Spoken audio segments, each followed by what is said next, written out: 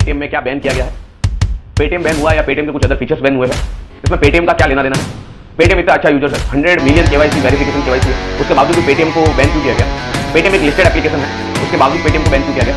आज भारत में हर शॉप पे, हर रिटेल आउटलेट पे, हर डिस्ट्रीब्यूटर पे एक पेटीएम का बारकोड लगा हुआ पेटीएम यूजर बैठा। तो दोस्तों ऐसे क्या रीजन रह गए कि आरबीआई ने पेटीएम को बैन कर दिया, तो आज हम उस बारे में डिस्कस करें। वेलकम टू राम राम सा खमा गणी। मैं दीपक कुमार स्वागत करता हूं अपने इस यूट्यूब चैनल में। दोस्तों अभी जो बात चल रही है वो बात चल रही है पेटीएम की। पेटीएम के बारे में आप सभी को पता होगा, आप सब लोग जानते होंगे। अगर आप पेटीएम के बारे में नहीं जानते हैं, इसमें कुछ उतार चढ़ाव हुए हैं, कुछ आरबीआई की गाइडलाइन आई है, अगर आपको नहीं पता है तो हम आपको बताएंगे। तो ये वीडियो आपके लिए आज बहुत महत्वपूर्ण होने वाली है और उनके लिए चेतावनी है जो अभी पेटीएम यूज कर रहे हैं। तो सावधान हो जाइए पेटीएम वासियों। आ रहा है आपके बीच में ये वीडियो, जिसे सुन के शायद आपको ये भी लगे कि क्या हमें पेटीएम यूज करना चाहिए या नहीं।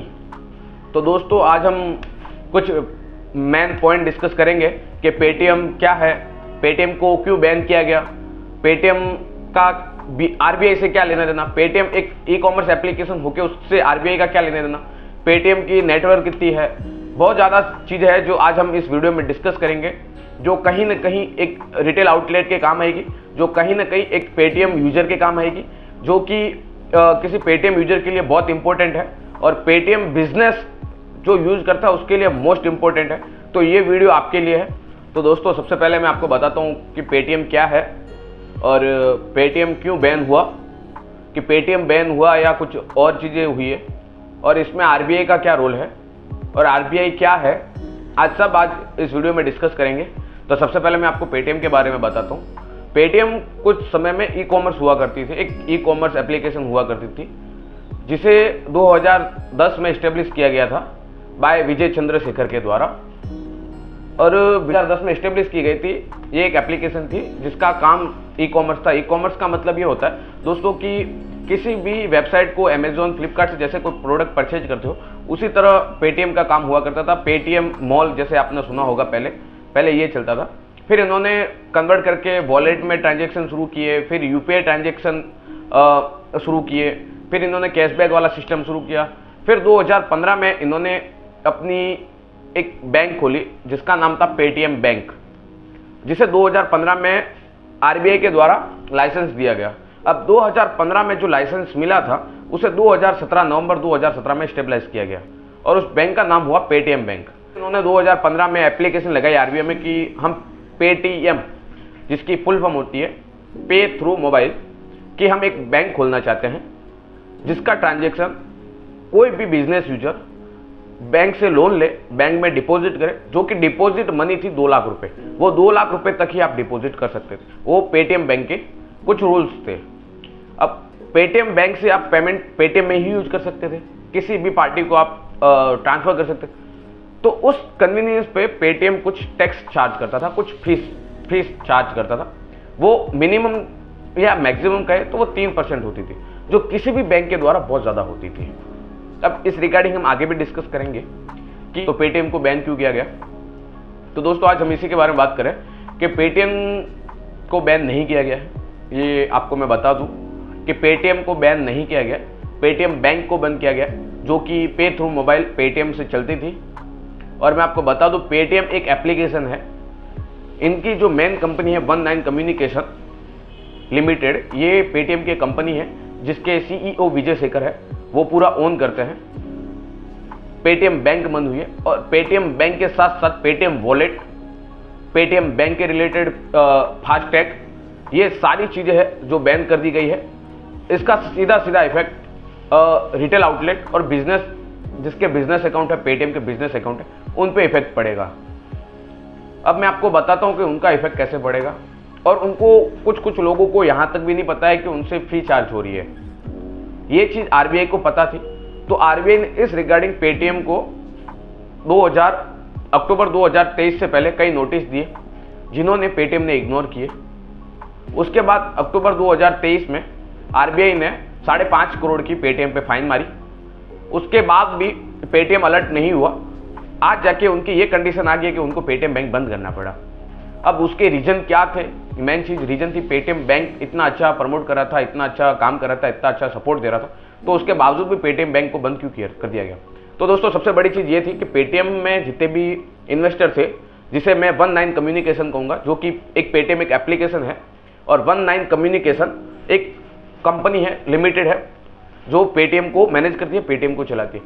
तो 19 कम्युनिकेशन के सीईओ विजय शेखर है और इनमें ज़्यादातर इन्वेस्टर जो 70 to 75% इन्वेस्टर है वो चाइनीज इन्वेस्टर है। सेकंड थिंग कि जो डेटा अपना जो इंडियन डेटा है वो विजय शेखर या विजय शेखर की कंपनी 19 कम्युनिकेशन लिमिटेड वो डेटा चाइनीज कंपनियों, चाइनीज एजेंसियों को सेल करती है, बेचती है। अब ये फैक्ट नहीं है, बट ये एक डिस्कस है जो अभी जारी है, इस पर अभी कोई निष्कर्ष नहीं निकला है।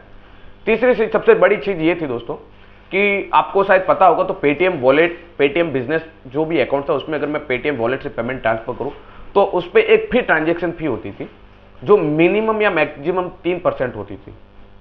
अब आरबीआई का पेटीएम बैंक को कहना यह था कि ये जो फी है वो कस्टमर से ना वसूली जाए, जिस बैंक से ट्रांसफर हो रही है उस बैंक से वसूली जाए। अब कोई भी बैंक किसी भी ट्रांजेक्शन पे अपना टैक्स नहीं देना चाहता था, अपना कन्वीनियंस फी नहीं देना चाहता था, तो उसी चक्कर में उन्होंने विजय शेखर ने ब्रेन लगा के, अपना दिमाग लगा के पेटीएम बैंक ओपन करा। तो वो लोग क्या करते थे, पेटीएम बैंक से ट्रांसफर लेकर वॉलेट में पैसे लेते थे, वॉलेट से किसी भी पार्टी को पेमेंट ट्रांसफर करते, जिसमें कन्वीनियंस फी लगता था 2.5 से 3%। यही चीज आरबीआई की सबसे बड़ी थी कि जो कन्वीनियंस फी आप कस्टमर से पे कर रहे हो वो कन्वीनियंस फी आपको बैंक से पे करनी है, वो बैंक पे करता है। लेकिन विजय शेखर ने इस बात को इग्नोर किया, विजय शेखर की कंपनी ने इस बात को इग्नोर किया और ये जो कम्युनिकेशन जो फीस थी वो बैंक से ना लेकर एक सिंगल पर्सन जो कस्टमर था उनसे ली गई। इस कारण आरबीआई ने इनको लीगली बैन कर दिया है। तो दोस्तों आपके अगर पेटीएम बिजनेस, पेटीएम अगर आप यूज करते हो, आपके वॉलेट में अगर पैसे पड़े हैं तो मैं आपसे रिक्वेस्ट करूंगा कि जल्द से जल्द वो पैसे निकाल लें, बेटर ऑप्शन यही है। अदरवाइज आपका जो पैसा है वो जा भी सकता है, डूब भी सकता है।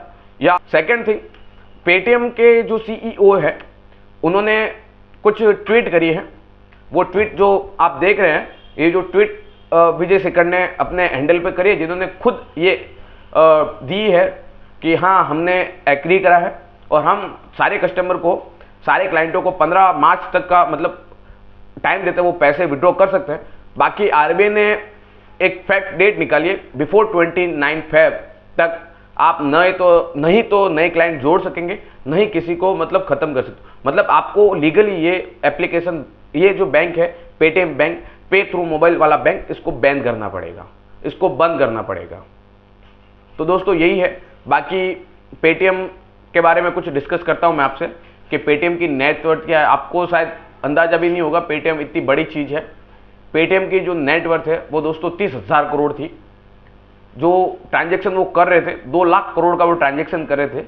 अगर उसमें से कन्वीनियंस फी में निकालू भी, अगर 1% भी कन्वीनियंस फी निकालू, 2 लाख करोड़ का अगर 1% भी निकालू तो 2,000 करोड़ रुपए होते हैं जो इनका मार्जिन निकलता था। इनका क्वार्टरली प्रॉफिट जो हो रहा था 1500, 200, 1500, 2000, 1500, 2000 करोड़ का जो क्वार्टरली प्रॉफिट हो रहा था, उसके बावजूद भी इनको बैन कर दिया गया। तो दोस्तों मेन चीज ये थी कि इन्होंने आरबीआई से पंगा लिया, आरबीआई से चैलेंज लिया। अब कोई भी बैंक होगी वो आरबीआई से, हमारे एक राजस्थानी में कहावत है कि बेटो जरा बाप लड़े, जरा बाप ने लात मारे दीकरा बारे खड़े कि भाई let's go, you can go, आप बाहर जाओ, गेट आउट। तो दोस्तों सेम इसी तरह है। विजय चंद्रशेखर ने सोचा कि आरबीआई कुछ नहीं करेगी, तो लीगली आरबीआई ने पेटीएम बैंक को बंद कर दिया। अब इसके साथ साथ कुछ चीज़ें और भी बैन करी जो मैं आपको बता देता हूँ। वो चीज़ें ये है कि आप पेटीएम वॉलेट यूज नहीं कर पाओगे, पेटीएम बैंक से पेटीएम वॉलेट में पैसे ट्रांसफर नहीं कर पाओगे। दूसरी चीज़, आपके पेटीएम फास्टैग यूज नहीं कर पाओगे, पेटीएम वॉलेट से आप पेमेंट ट्रांसफर नहीं कर पाओगे, पेटीएम वॉलेट से आप रिचार्ज नहीं कर पाओगे, ओवरऑल आप पेटीएम वॉलेट का यूज नहीं कर सकते हो। तो दोस्तों आपसे यही रिक्वेस्ट है कि जितना जल्दी हो सके उतना जल्दी आप पेटीएम का जो वॉलेट है वो खाली करें। और आपके पास में आज के समय मार्केट में ऑप्शन है कि आप ट्रांजेक्शन करते हो, पेमेंट करते हो, तो आपके पास में आज मार्केट में दुनिया भर के ऑप्शन है, आप उनसे यूज करें, उनका भी यूज कर सकते हैं। बिकॉज ऑफ जीरो रिस्क, कोई रिस्क नहीं है, आप अपना पैसा रिस्क में न डालें, ये मेरी एक आपसे रिक्वेस्ट है। तो दोस्तों पेटीएम के रिगार्डिंग कुछ फोटोज है जो आप देख पा रहे होंगे। और इन्हें पॉज करके ज़रूर पढ़िएगा। मे बी ये आपके काम आ सकते हैं, जो पेटीएम के रिगार्डिंग बारीक से बारीक आपको नॉलेज देगा। Thank you so much, thank you for supporting. जय हिंद, जय भारत।